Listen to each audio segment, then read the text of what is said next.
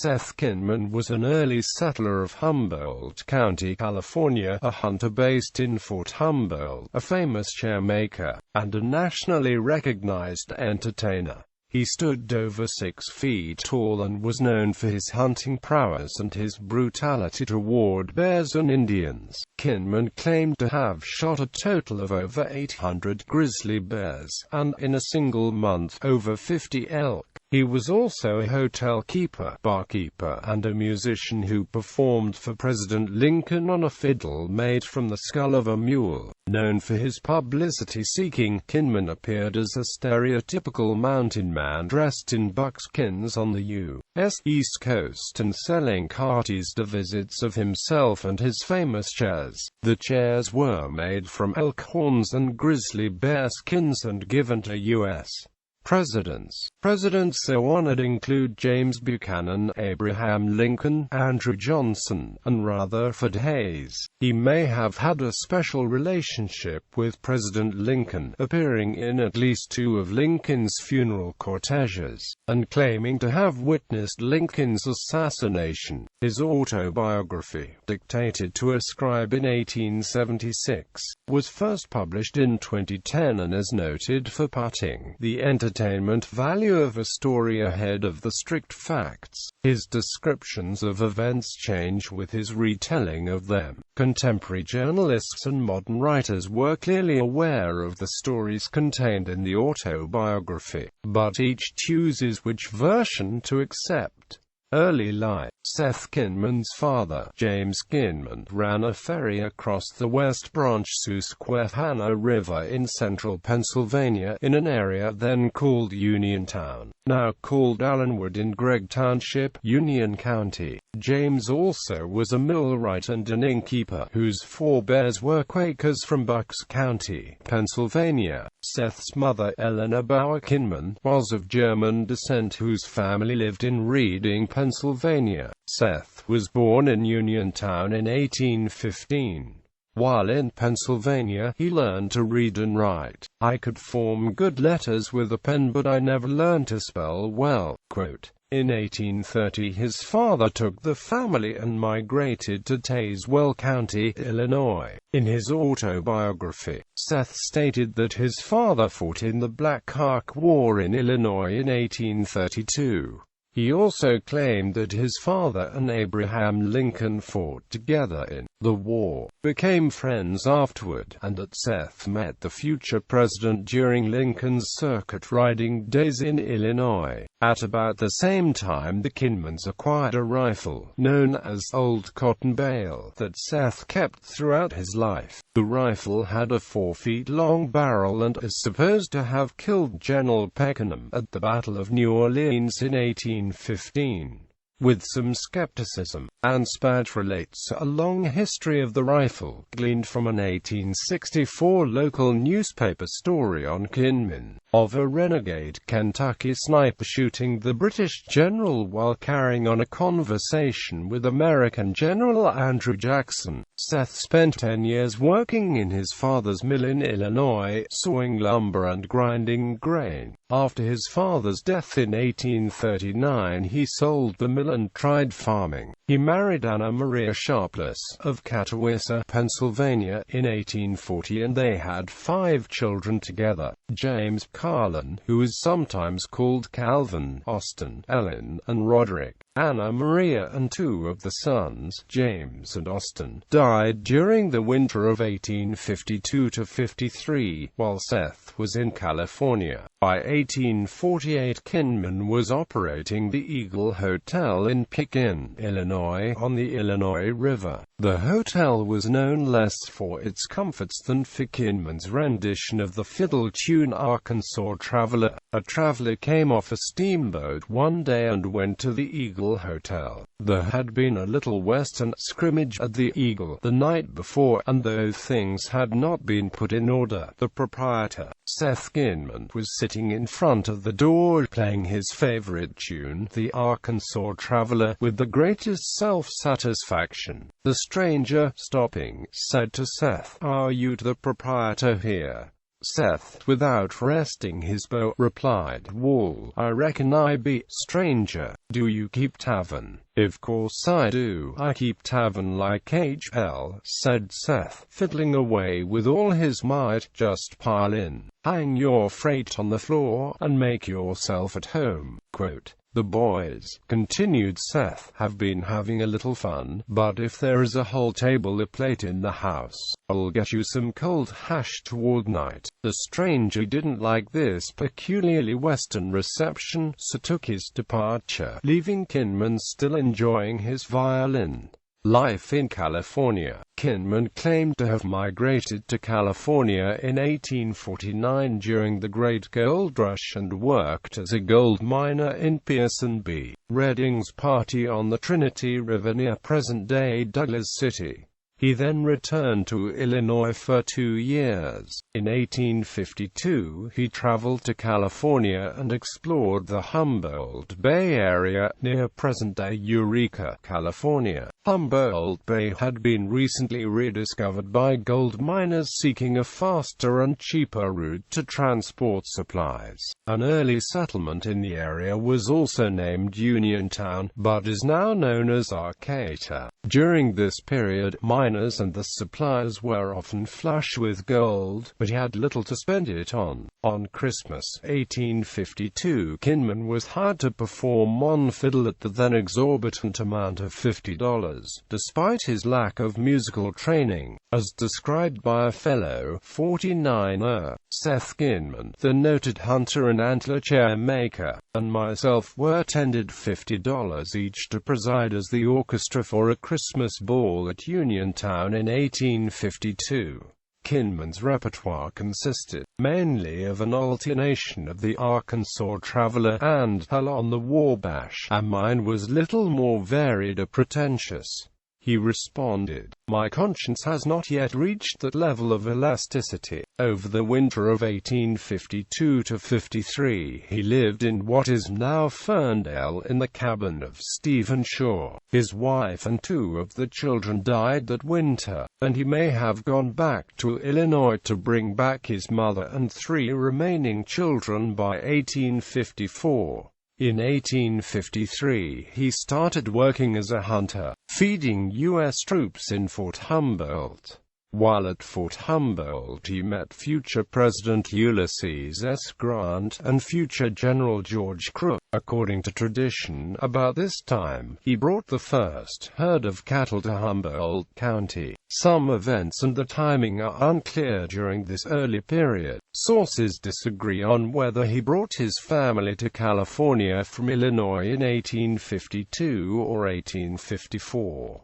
Karanko dates Seth's first return to Illinois, starting in 1850, with his return to California in August 1852, his arrival in Humboldt County in February 1853, another return to Illinois in September 1853, and a trip back to California starting in May 1854 with his mother, 2 children and a herd of cattle. Thus, in the course of the 6 years 1849 to 1854, he is believed to have crossed the Great Plains, Rocky Mountains, and the Sierra Nevada mountains 5 times, traveling mostly on foot. Kinman lived in several places in the county, including houses near Fern Cottage and a dairy farm on Bear River Ridge. He bought 80 acres of farmer ranch land 1 mile east of the future Table Bluff Lighthouse in October 1858, and about 10 miles south of Fort Humboldt. This was the first purchase of land in the Humboldt Land District, which was established by an act of Congress in March 1858.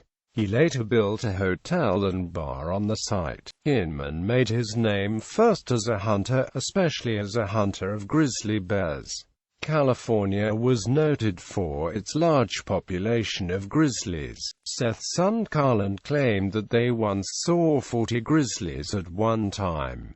But by 1868, the last grizzly in Humboldt County had been killed. While Kinman was on his way to deliver one of the presidential chairs, he met Methodist bishop and writer Oscar Penn Fitzgerald on a California steamboat. Fitzgerald recorded his impressions in the sketch The Ethics of Grizzly Hunting. He presented Kinman as a drunkard who cruelly abused Indians and grizzly bears. His countenance was expressive of a mixture of brutality, cunning, and good humor. He was a thorough animal. Wild frontier life had not sublimated this old sinner in the way pictured by writers who romance about such things at a distance. Kinman's eyes made a special impression on Fitzgerald. Decades later he compared Kinman's eyes to those of the California bandit Tiburcio Vasquez. His eyes were nature's special label of one of her malignant creations.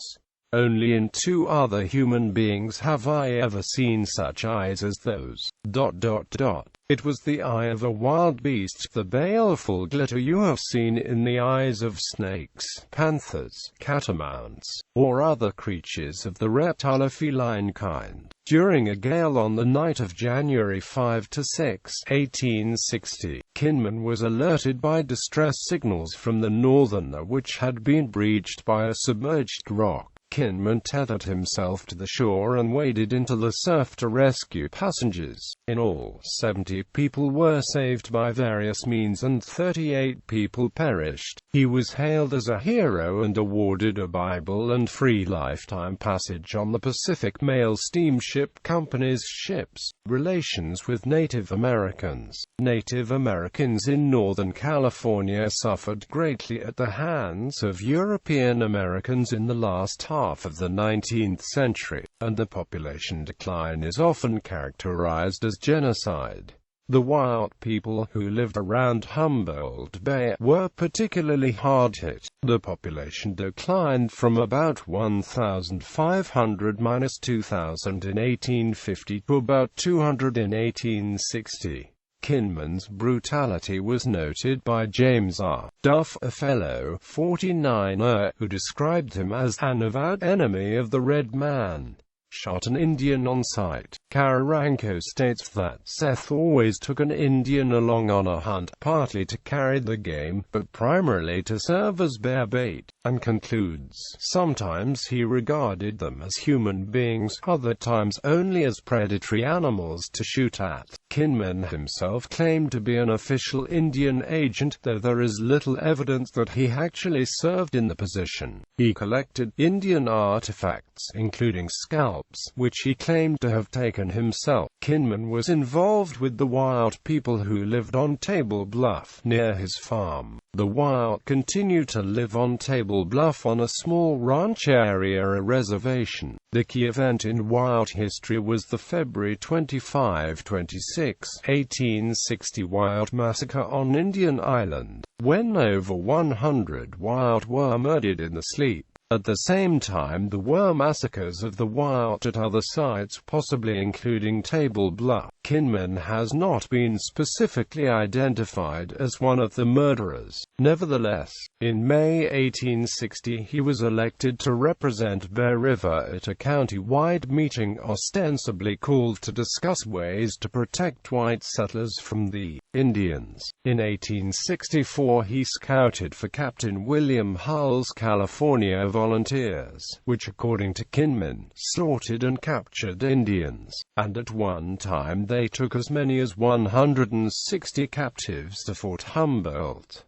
Life as an entertainer. While delivering an elk chair to President Buchanan in 1857, Kinman said, "I awoke one fine morning and found myself famous." Quote, he made use of this fame starting in the summer of 1861, together with ventriloquist and magician J.G. Kenyon, by opening an exhibit first in Eureka and then in San Francisco in August of that same year. Kinman displayed his curiosities, including an elk chair, mounted grizzly bears, several fiddles, and scalps, and gave a lecture. How they shouted and yelled when I related some of my old told bar stories and hairbreadth escapes, and played on that fiddle made out of the skull bones that got them. I would wind up on the Arkansas Traveler, and their enthusiasm wound up to the highest pitch. Before I fetched my bar, I would horrify them by telling them how the Bart or Indian children to pieces, and how I finally trapped the Bart with a young dead Indian. Then the Bart was led out by a chain, and he would dance before he unbuttoned himself and out stepped a man. Then I had to explain about the Bart skin.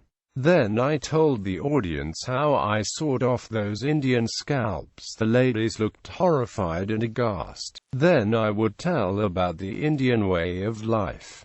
I would finish up by describing my elk horn chair and how I had constructed it. They then toured gold mining camps and the San Francisco Bay Area as entertainers. Later he opened a traveling museums of curiosities in Eureka, San Francisco, Sacramento and Los Angeles. During his trip to the East Coast in 1864 to 1866, Kinman exhibited his curiosities including his chairs, primarily in Pennsylvania and Illinois. He took a 10-year-old Native American boy named Bircher Birchfield with him on this trip, but Birch died in December 1864. Kinman said that he took the boy on the trip because he had killed both of Birch's parents. Kinman may have also displayed his chairs at the Philadelphia Centennial Exposition in 1876.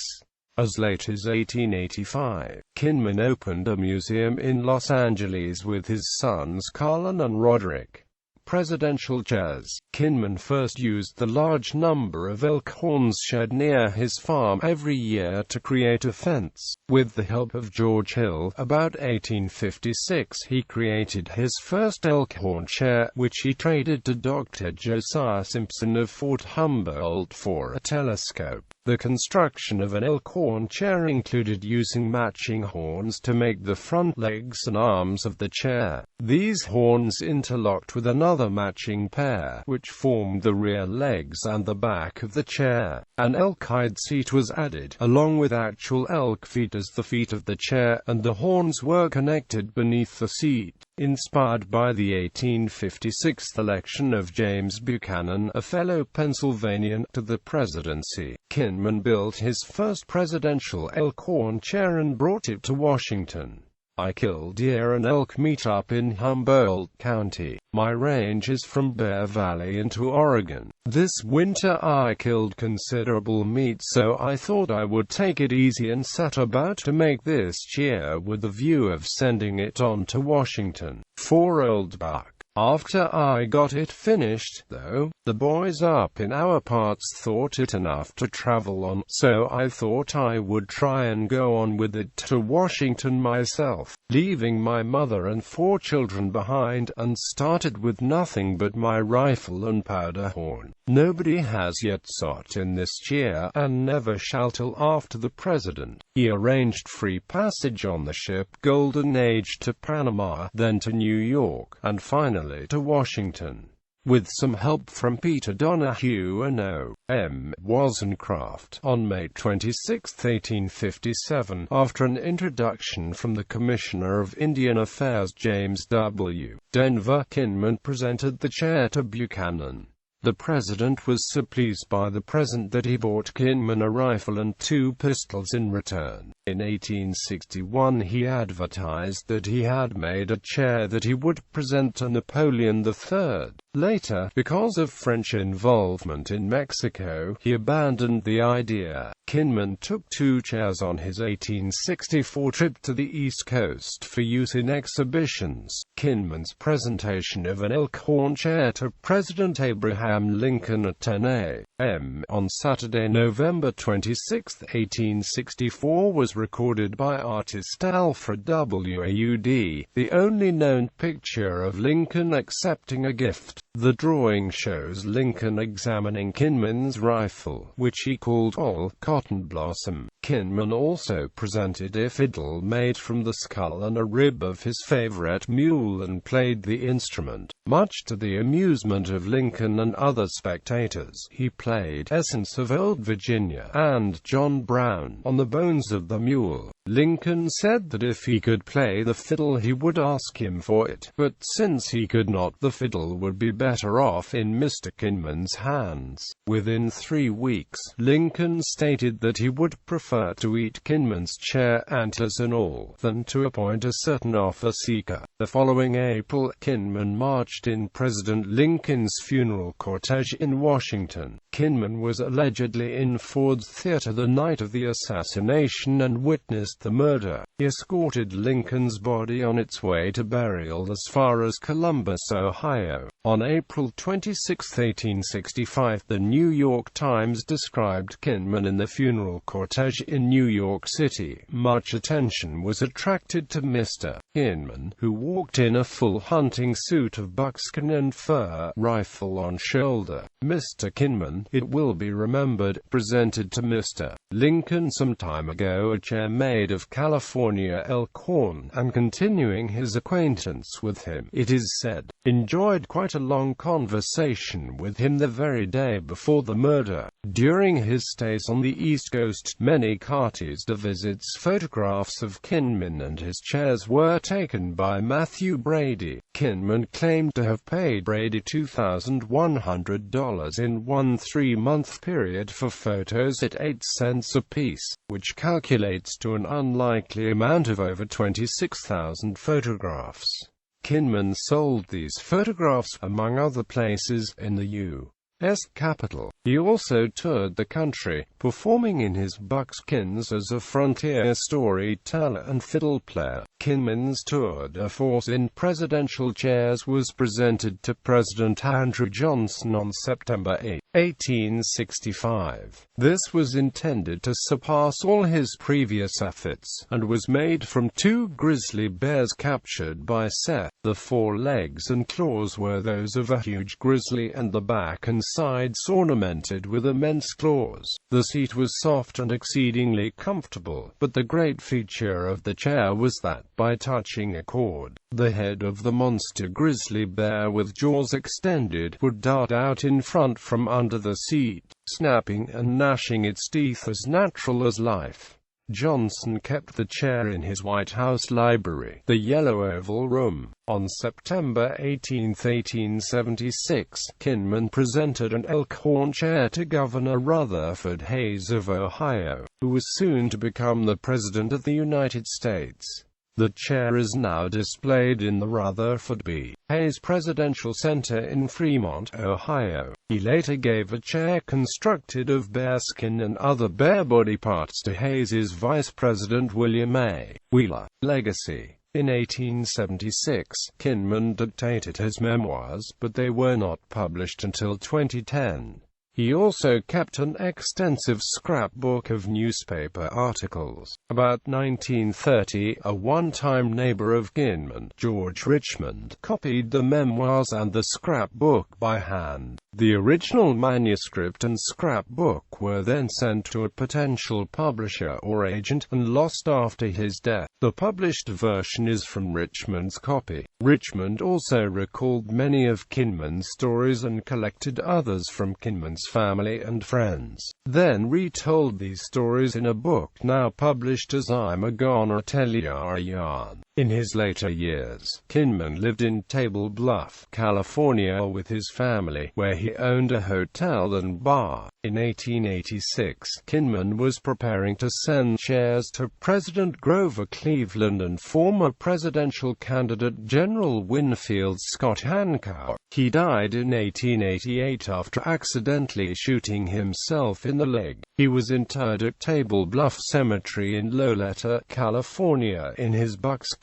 clothing. Mrs. R.F. Herrick bought Kinman's traveling museum collection of 186 items, including at least 2 of his famous chairs, and displayed them in San Francisco in 1893. She then took the collection to Chicago to display them at the 1893 World's Columbian Exposition, where she reportedly sold the individual items. The Clark Historical Museum in Eureka displays a suit of his buckskins, complete with beaded moccasins, as well as a wooden chest he owned. The Ferndale Museum displays several Kinman items, including another of his buckskin suits. Gallery.